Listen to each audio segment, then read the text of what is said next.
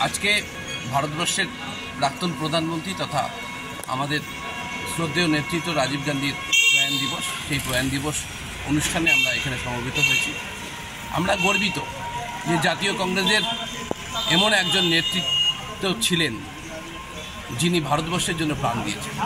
আমরা গর্বিত ভারতবর্ষের এমন একজন প্রধানমন্ত্রীর তিরোধান দিবসে আমরা সমবেত হতে পেরেছি যার মাও দেশের জন্য প্রাণ দিয়েছে।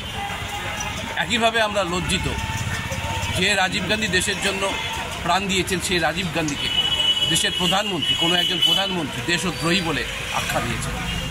পার্থক্যটা শুধু একটা জায়গায়, যে রাজীব গান্ধী দেশের জন্য প্রাণ দিয়েছেন, দেশ গঠন করবার জন্য, দেশকে বাঁচাবার জন্য প্রাণ দিয়েছেন, সেই দেশেরই আরেক প্রধানমন্ত্রী দেশে ভোটে জেতবার জন্য শুধুমাত্র কিছু 40 জনের উপরে জওয়ানকে RDX দিয়ে উড়িয়ে দিয়েছেন বলে মানুষের ধারণা।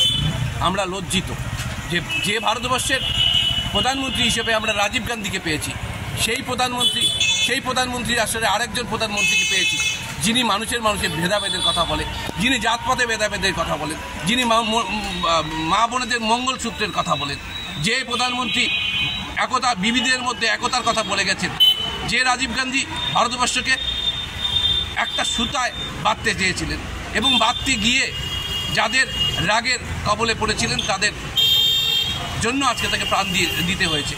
সেই রাজীব গান্ধীর জায়গায় এমন একজন প্রধানমন্ত্রীকে পেয়েছি আমরা, যিনি প্রতিনিয়ত নফরতের রাজনীতি, নফরতের বীজ ভারতবর্ষে বপন করছেন। এবং রাজীব গান্ধীর দেখানো পথ, ইন্দিরা গান্ধীর দেখানো পথে আজকে যিনি ভারতবর্ষকে নেতৃত্ব দিচ্ছেন তার নাম রাহুল গান্ধী।